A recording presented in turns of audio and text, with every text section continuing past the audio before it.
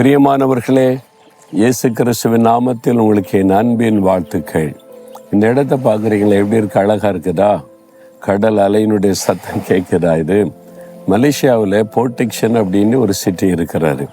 ரொம்ப அழகான ஒரு இடம், கடற்கரை ஓரத்தில் அமைந்திருக்கிற அழகான ஒரு பகுதி இது. அந்த கடற்கரையில் இருந்து கொண்டு தான் உங்களோடு பேசுகிறேன். இந்த பக்கம் பாருங்கள் கடல், இந்த பக்கம் ஒரு அழகான தென்னை மரம் இருக்குதா? கடலை ஒட்டி தென்னை மரம் ரொம்ப அழகாக இருக்கிறதுக்கு பார்க்குறதற்கு. பொதுவாக தென்னை மரம் ஆற்றோரங்களிலே குளத்தோரங்களிலே செழிப்பாய் வளரும் இல்லை, ஆனால் இங்கே கடற்கரை ஒட்டி இருக்கிறது. பார்க்கறதற்கு ரொம்ப அழகான ஒரு காட்சியாக இருக்கிறது. ரொம்ப மனதுக்கு சந்தோஷமாக இருக்கிறது. இந்த கடற்கரையில் உட்கார்ந்து இந்த கடல் அலைகளுடைய சத்தத்தை கேட்டாலே மனதுக்கு ஒரு சந்தோஷம் வரும். பார்த்துருக்கீங்களா?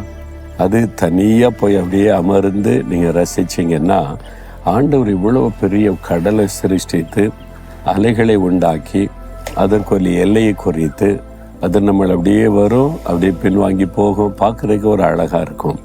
இதே மாதிரி தான் நம்முடைய வாழ்க்கையில் அலையலையாய் பிரச்சனைகள் வரும். அப்படியே விழுங்கிற மாதிரி தூரத்திலிருந்து பார்த்தா தெரியும்.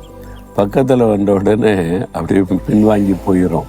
ஏன்னா உங்கள் கூட ஒருவர் இருக்கிறார்ல, ஆண்டவர் இயேசு, கடலையே சிருஷ்டித்த தேவன், வானத்தை பூமி உண்டாக்கின தேவன். அவர் கூட இருக்கிறதுனால அந்த பிரச்சனை வரும், பின்வாங்கி போயிடும். உங்கள் வாழ்க்கையில் இன்றைக்கி எத்தனை பிரச்சனைகள் வந்திருந்தாலும் அவைகள் பின்வாங்கி போவதை நீங்கள் பார்ப்பீங்க.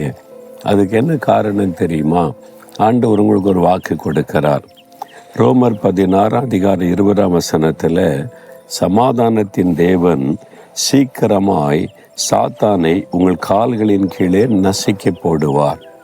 சாத்தான் அவன் தான் நம்முடைய எதிராளி. இந்த பிரச்சனைகள்லாம் யார் காரணம்? அலையிலையா பிரச்சனையாக வந்துக்கிட்டே இருக்குங்க. ஒன்று மாற்றி ஒன்று முடிஞ்சால் அடுத்தது, முடிஞ்சால் அடுத்தது பிரச்சனை வந்துக்கிட்டு. வீட்டில் பிரச்சனை முடிஞ்சால் ஆஃபீஸில் வருது, ஆஃபீஸில் பிரச்சனை முடிஞ்சால் வீட்டில் வருது, பிஸ்னஸில் வருது. இப்படி எந்த பக்கம் பார்த்தாலும் வந்துக்கிட்டே இருக்குது. அப்படி நினைக்கிறீங்களா? வரும், உங்களை சேதப்படுத்தாதில்ல. இந்த பிரச்சனைக்கு என்ன காரணம்? உங்களுக்கு ஒரு எதிராளி இருக்கிறான். அவன் பிசாசானவன், சாத்தான் என்று சொல்லப்படுகிறவர். கண்ணுக்கு தெரியாத ஒரு எதிரி. அவன் ஆவிக்குரிய உலகத்திலே கரிய செய்கிறவன். இந்த எதிரி உங்களுக்கு இருக்கிறதுனால அவன் எனக்கு எதிரியா இருக்கணும் நினைக்கிறீங்களா? நீங்க இயேசுவின் பிள்ளைய மாறிட்டீங்கல்ல, இயேசுவோட நடக்க ஆரம்பிச்சிட்டீங்கல்ல, அவ இயேசுக்கு எதிரி. அதனால நீ இயேசுவின் பிள்ளைகளா இருக்கிறதுனால உங்களை எதிரியா பார்க்கறான். அதனால உங்களை டிஸ்டர்ப் பண்ணிக்கிட்டே இருந்தா பிள்ளைகளுக்கு பாதிப்புன்னா அது யார் அதிகமாக பாதிக்கும்? பெற்றோரை தானே, தகப்பனை தானே பாதிக்கும். என் பிள்ளைக்கு இப்படி ஆயிட்டேன்னு உங்களை பாதிப்புக்குள்ளாக்கனா ஆண்டவுடைய உள்ளம் துக்கப்படுமேன்னு சொல்லி தான் பிரச்சனை உண்டாக்கிக்கிட்டே இருக்கிறான். ஆனால் அவர் சும்மா இருப்பாரா? அவர் தகப்பன் அல்லவா? அவர் என்ன செய்கிறார்? சாத்தானே உனக்கு காலின்களை நசுக்கி போடுறேன்னு சொல்கிறார். முடியுமா அப்படி? அவர் சிலுவையில் ரத்தம் சிந்தி மறித்து உயிர்த்தெழுந்த போது சாத்தானை ஜெயித்தார். அவனுடைய வல்லமைகளை உரிந்து கொண்டார். அவனுடைய கிரியைகளை அழித்து விட்டார். சாத்தானை மீது ஜெயம் எடுத்து விட்டார். அவரை கண்டாலே பிசாசுக்கு பயம், அவருடைய பேரை சொன்னாலே பயம். அதனால நீங்க பயப்படாம சொந்து போகாம இயேசுவின் நாமத்தினால சொல்றேன், ஓடி போயிரு. இயேசுவின் நாமத்தினால என்னை டிஸ்டர்ப் பண்ணாதேன்னு உனக்கு கட்டளை கொடுக்குறேன். நீங்கள் சொல்லி பாருங்களேன், சூழ்நிலை மாறும். ஏன்னா அவனுடைய தலையை நசுக்கி உங்களுடைய கால் கீழே போடுறேன்னு சொல்கிறாரு.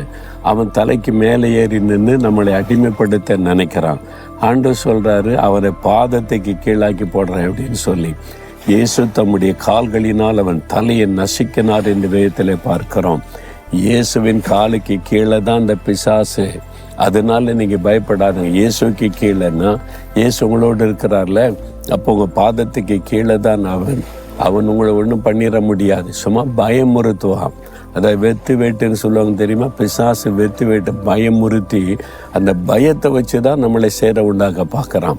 நீங்கள் பயப்படாமல் தைரியமாக நீ என்ன பண்ணிட முடியும்? என்ன? இயேசு தான் உன் தலையை நசுக்கிட்டார்ல, சிலுவையில் உன்னை ஜெயித்துட்டார்ல, நீ என்னை ஜெயித்தர முடியுமா? சும்மா போராடி என்னை முடைக்கிறேன்னு நினைக்கிறியா? போராத பிசாசே, இயேசு கிறிஸ்துவின் நாமத்தில் உன்னை நான் மேற்கொள்ளுகிறேன். நீங்கள் சொல்லி பாருங்களேன், ஓட்டம் பிடிச்சிருவாவேன். நீங்கள் விவரம் தெரியாமல் அறியாமையில் இருக்கிறதுனால தான் பயமுறுத்திக்கிட்டே இருக்கான். ஐயோ பிசாசு வந்துட்டான், என்ன செய்கிறது? பிசாசு இப்படி போராடுறேன், என்ன பண்ண, இந்த போராட்டம் அந்த போராட்டம். பதறாதங்க. அவன் என்ன செஞ்சிட முடியும்? உங்களை பயமுறுத்தி வேதனைப்படுத்த முடியும். நீங்கள் பயப்படாமல் தைரியமாக உன் தலை நசிக்கணும், இயேசு ஏன் கூட இருக்கிறாரு, நீ என் காலுக்கு கீழே சும்மா துள்ளாத, இயேசுவின் நாமத்தினால அப்படி சொல்லிக்கிட்டே இருங்க. தினம் சரி அந்த போராட்டம் வரும், நல்லது.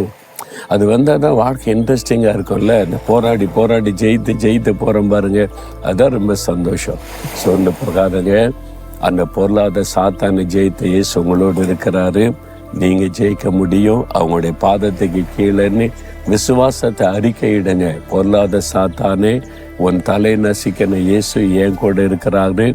நீ அவருக்கு காலுக்கு கீழேன்னா என் காலுக்கு கீழே அவர் உன்னை நசிக்க போட்டு இருக்கிறாரு. என்னை ஒன்று செய்ய முடியாது, நீ போராடினாலும் ஜெயிக்க முடியாது. இயேசு கிறிஸ்துவின் நாமத்தில் நான் உன்னை ஜெயிக்கிறேன். ஆமேன், ஆமேன்.